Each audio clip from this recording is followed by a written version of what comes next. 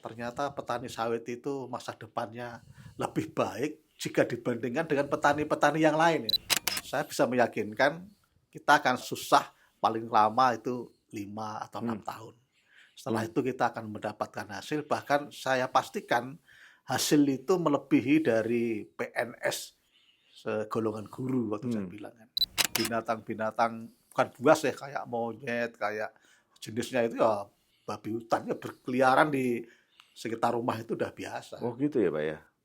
Ya tapi itu akhirnya jadi sahabat.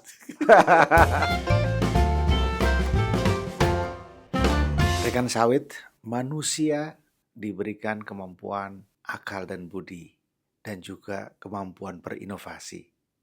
Tidak semua orang bisa menggunakannya dengan optimal, tapi banyak orang yang bisa melakukannya dengan sangat baik dan akhirnya membuahkan bukan hanya keberhasilan buat dirinya, tapi buat juga lingkungannya. Selamat datang di Sawit Talk episode kedua. Kali ini kita akan ngobrol-ngobrol dengan seorang petani sawit yang memiliki track record luar biasa. Saya tidak usah ceritakan dulu, kita sapa saja. Halo Pak Vincent. Halo juga Pak. Pak Vincent, selamat datang di iPos. Iya, terima kasih. Pak Vincent adalah seorang yang saya anggap luar biasa karena tidak banyak yang tahu bahwa Pak Vincent ini adalah seorang transmigran. Transmigran itu buat milenial dan Gen Z, Pak. Itu nggak ngerti itu binatang apa. Bisa cerita, Pak? Itu namanya transmigrasi yang Bapak lakukan dulu, yang Bapak jalani dulu itu seperti apa, Pak? Oke, terima kasih. Memang dulu tahun-tahun 90 ke bawah, orang transmigrasi itu ada 2 alasan, Pak. Kalau tidak kekurangan, dia sedang bermasalah. Di Jawa? Iya, itu pasti itu. Transmigrasi di bawah tahun-tahun 90-an loh ya. Iya, iya. 2 indikator itu pasti menjadi salah satu penyebab dia kenapa harus transmigrasi. Iya. Ya. Tapi saya tidak masuk di situ loh, Pak. Saya memang pertama lulus sekolah itu tahun 88 ya. Lulus SMA. tingkat apa, Pak? SMA. SMA. Meneruskan kuliah hanya Dari mana, Pak? Kota apa? Kota Malang. Kota Malang? Iya. Kota Ngalam? Malang. Malang, Jawa Timur. Oh, Malang, ya. Nah. Itu orang Malang itu orang yang selalu bangga dengan kemalangannya. Meneruskan kuliah itu hanya bertahan nggak sampai 2 semester. Ya. Karena faktor ekonomi ya jelas. Akhirnya saya diajak teman merantau ke Jambi. Jambi. Ditawari kerjaan ke Plywood, tapi waktu itu saya senang. Ditawari kerjaan di mana? Di perusahaan. Wah, image kita kerja perusahaan itu ya di Jawa itu kan PT Gudang Garam. Iya. Sampai sini ternyata di perusahaan Plywood. Plywood ya. Retaknya di pinggir sungai dan semuanya dikelilingi sama sungai. Wah, jadi airnya pun warnanya kuning. Jadi di situ saya nggak bisa bertahan lama. Ada teman juga yang mengajak ke Sungai Bahar, Muaro Jambi di daerah sawit. Disitulah saya mulai berkecimpung tahu soal sawit. Waktu itu belum nikah saya. Setelah saya tahu, saya dalami itu tahun 80-an, 87 di Sungai Bahar PTP 6. Dan saya banyak berinteraksi dengan petani-petani di situ. Wah, kayaknya enak ini. Sebulan dapat uang sekian kan itu. Oh gitu ya, Pak ya. Terus saya hanya mencari-cari gimana caranya. Oh, tran aja. Oh, ikut transmigrasi aja gitu. Saya pulang, akhirnya dapat jodoh orang Jogja. Nah, saya pada waktu itu setelah nikah, saya berangkat dari Jogja daftar ke transmigrasi. Oh, tahun 90? Iya, 91-nya itu kita berangkatnya transmigrasi. Ya karena saya sudah termotivasi seperti itu ya. Dan saya tanya pun awalnya gimana, ya menderita 1 tahun, 2 tahun itu biasa. Akhirnya saya termotivasi itu, wah ini harus. Karena mereka hanya 2 tahun, 3 tahun sudah dapat hasil. Anggap aja saya meneruskan kuliah ini. Nah, akhirnya saya jatuh di Kabupaten Tanjab Barat, Provinsi Jambi. Biasanya waktu itu kalau transmigrasi itu kan ada istilah bedol desa, rame-rame. Bapak Ya, berberapa waktu itu, Pak? enggak. Satu desa waktu itu hanya saya sendiri. Oh, tapi Kebetulan barengan. desa saya itu desanya yang almarhum Bapak Soeharto itu. Jadi orang pada terkejut. Hmm. Dari desa situ kok mau transmigrasi kayak gitu. Oh, iya, iya. Pada terkejut. Jadi waktu kami berangkat pun diantarkan banyak orang itu saya. Waduh, Kalau orang Islam kayak orang naik haji, Pak. ya aneh karena aneh. Orang di desa yang dianggap makmur, dianggap ya nggak ada orang miskin lah itu. Ya. Kok ada yang mau transmigrasi? Masih muda pula yang transmigrasi kan gitu. Nah itu yang menjadikan kami, kalau saya tidak berhasil transmigrasi pulang, saya malu ini. Ya kan? Sudah diiringi doa orang sebanyak itu. Nah akhirnya saya tiba di Tanjung Jabung Barat, itu mitra perusahaannya Asiana Agri. Waktu itu namanya Indosawit kan. Sampai di situ bukan ada sawit, hutan belantara. Waduh. Kebun sawitnya belum dibangun. Hanya rumah yang satu rumah sama lahan yang 1,5 hektar untuk tanaman polo hijau. Ya, ya, ya. Tapi karena tadi sudah termotivasi, Ya, ya, apapun yang kita jalani. Ya akhirnya di tahun 1996 baru saya dapat sawit. Ya, ya, ya. Nah itu Jadi tahun 91 Bapak Ya. datang di Riau, di Jambi. maaf, Iya. Jambi. 96 itu baru dapat sawit. Iya. Ya. Selama itu ngapain, Pak? Nah ini yang menarik. Kita harus jualan otot. Oh, jadi jualan Bekerja, otot. Kuli, jadi kuli. Nyangkul. Ya pokoknya apa aja. Pokoknya pakai Ya, otot lah pokoknya. nebang kayu, motong kayu, Waduh. cangkul. Wah, pokoknya ajar. Nah, tapi kan karena kita merasa senang dan termotivasi karena ini tidak lama. Kan itu. Ada Bapak ujung. tahu bahwa ini Iya. ini tidak akan lama. Tidak Iya. lama. Maka kita ya dengan senang hati kita lalui itu, ya lumayan. Hidup di tengah hutan waktu itu, Pak ya. Wah iya. Ya. Tidak ada infrastruktur yang Wah, tidak ada. tidak ada kereta bus, Pak ya. Wah, sepeda motor aja itu hanya miliknya ini sih, inventarisnya di sana itu kepala KUPT-nya itu yang punya. Kami dari Jawa bawa sepeda ontel itu kan. Oh, naik Begitu. apa waktu itu sepedanya? Kan itu dibawa oleh rombongan waktu berangkat tran itu. Oh. Sampai sana jalannya ternyata gini, naik turun dan tanahnya liat. Waduh. Ya, Ya nggak bisa jalan sepeda. Nggak bisa jalan. Karena luar biasa. image kita itu jalannya datar kan gitu. Ya, Ternyata beda jauh. Ya, Tapi lagi-lagi karena saya tahu ini tidak lama. ya.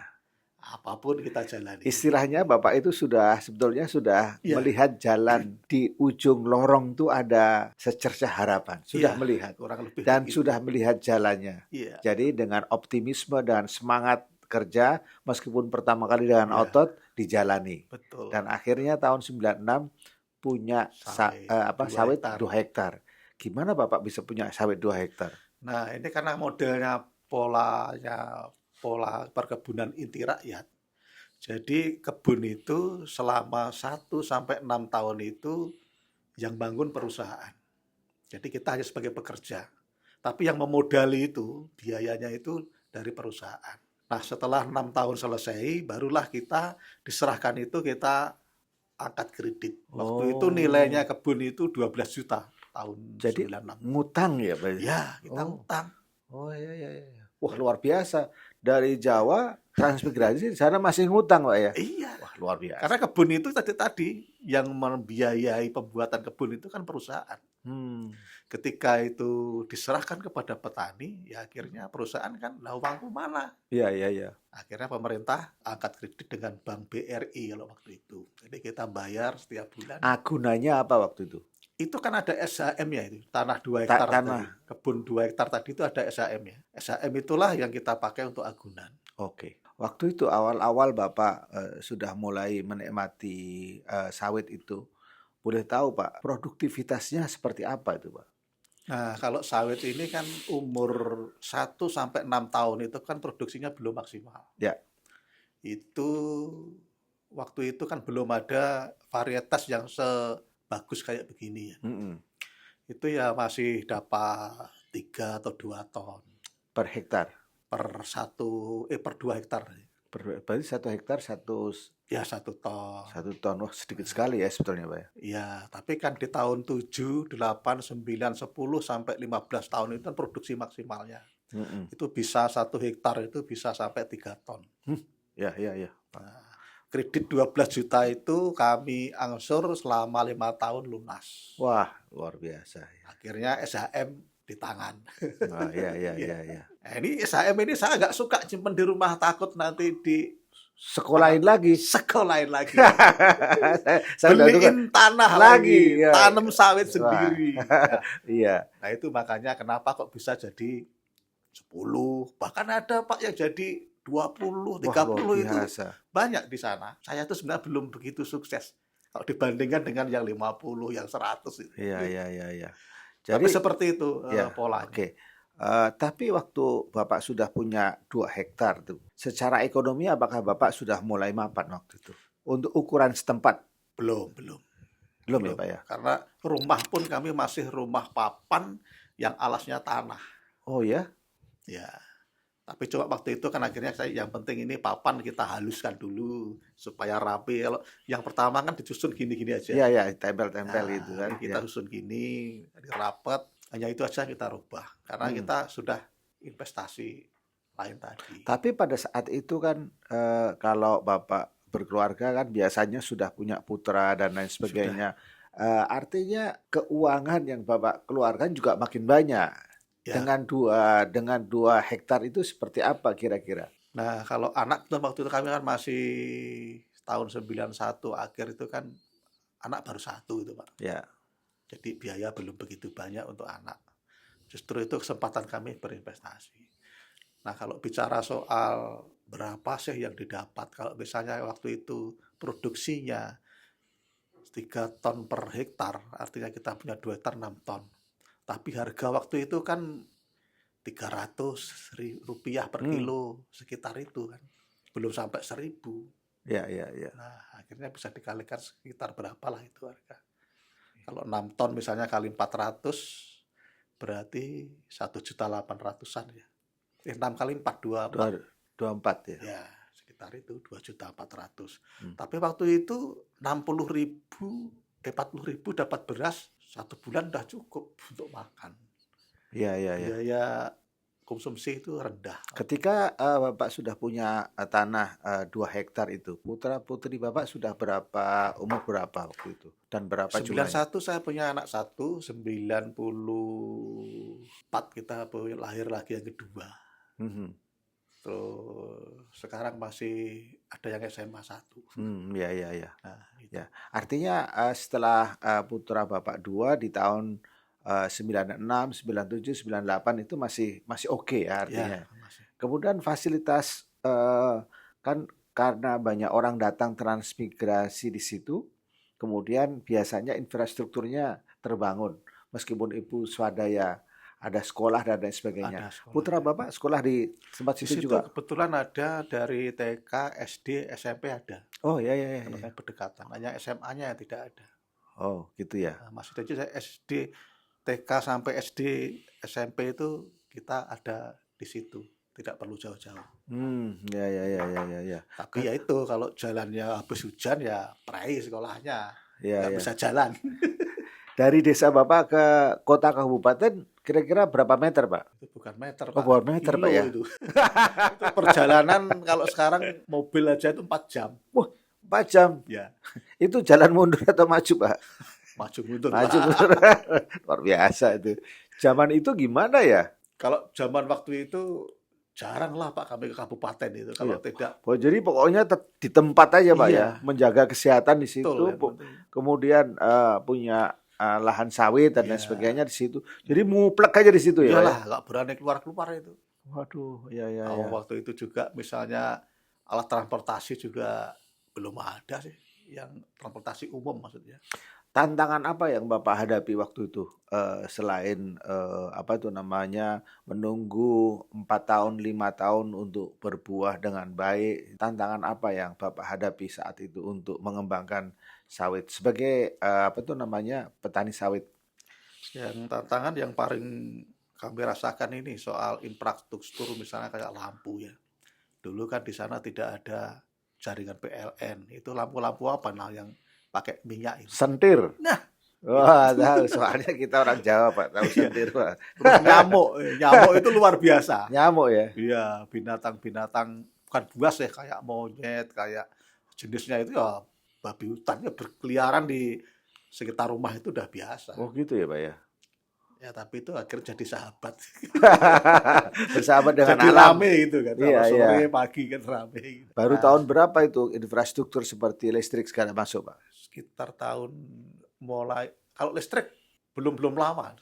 Listrik itu tahun 2013. Oh ya, berarti Ya belum Bapak lama. tertinggal sekali ya. Iya tertinggal sekali. Tapi Bapak nggak kelihatan stres tuh, Pak? Ya kalau itu dinikmati dengan senang ya Oh, apapun nggak pernah gitu stres ya. Pak.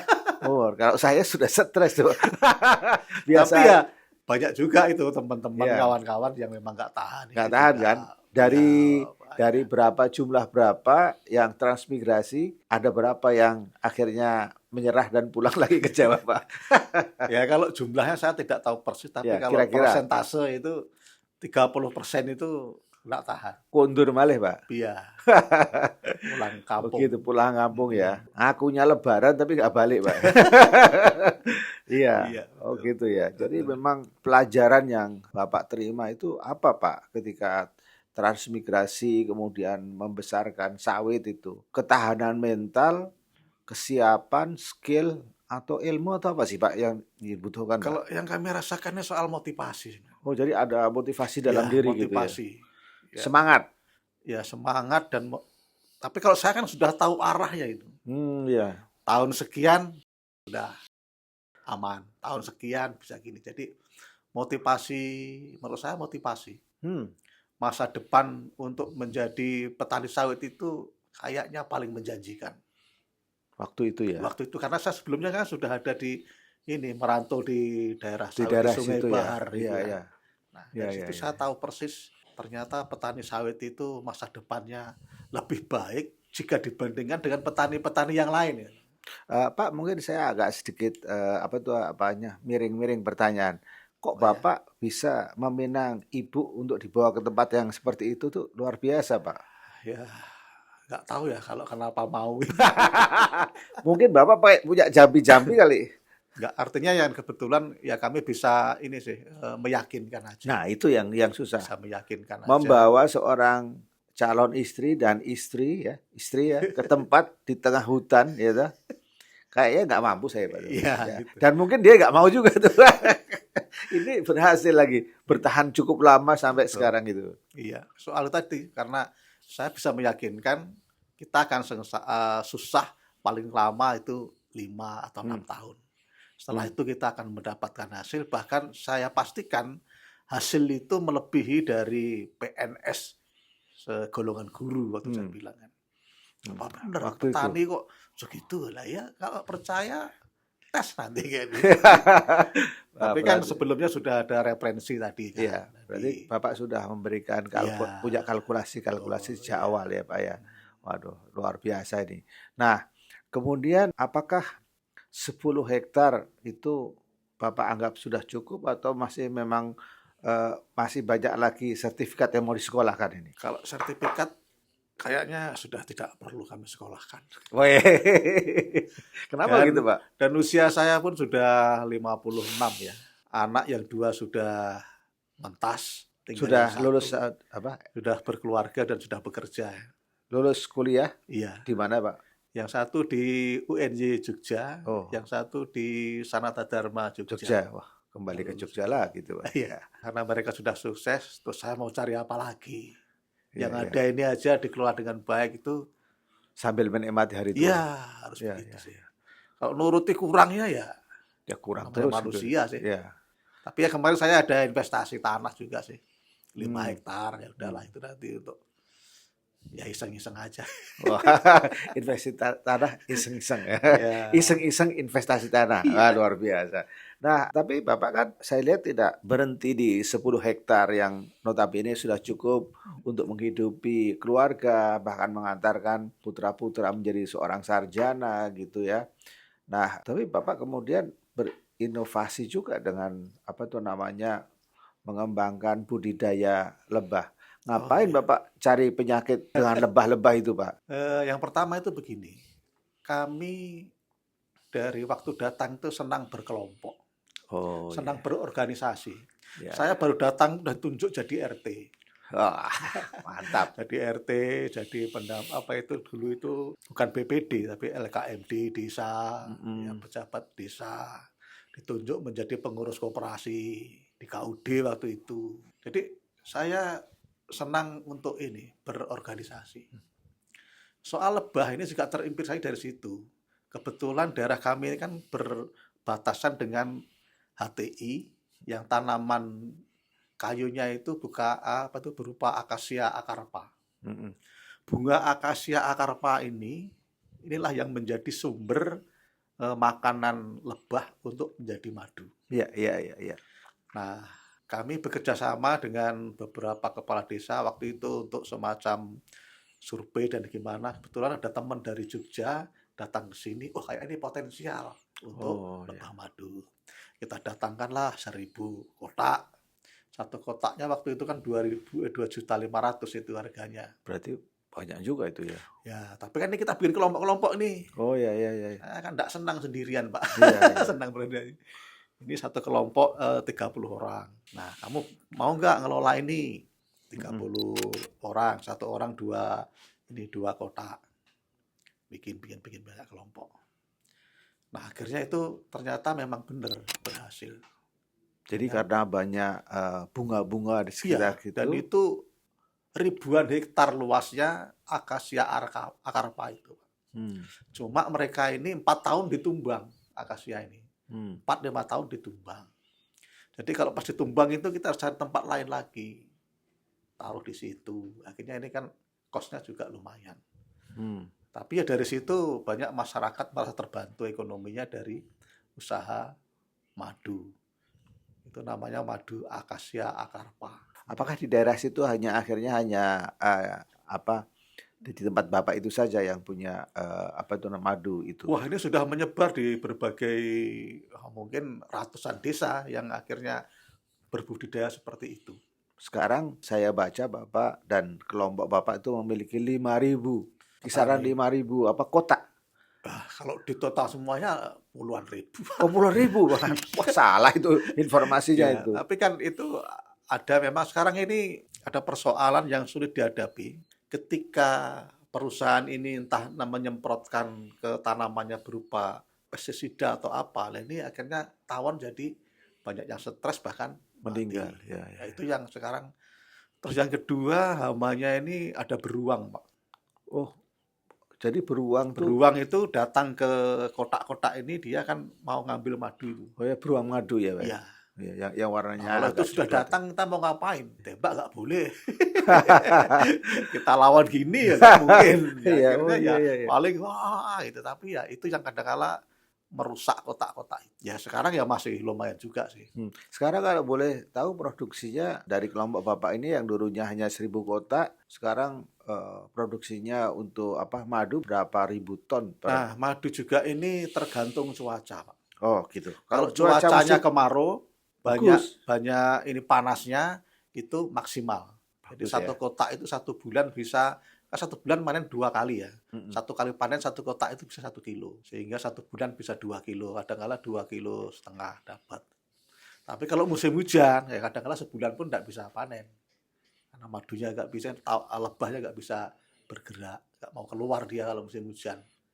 Jadi turun Dia anunya. tinggal di dalam sarang itu aja. Hmm. Nah, ketika dia tinggal dalam sarang, dia makan madu yang ada di sarang itu.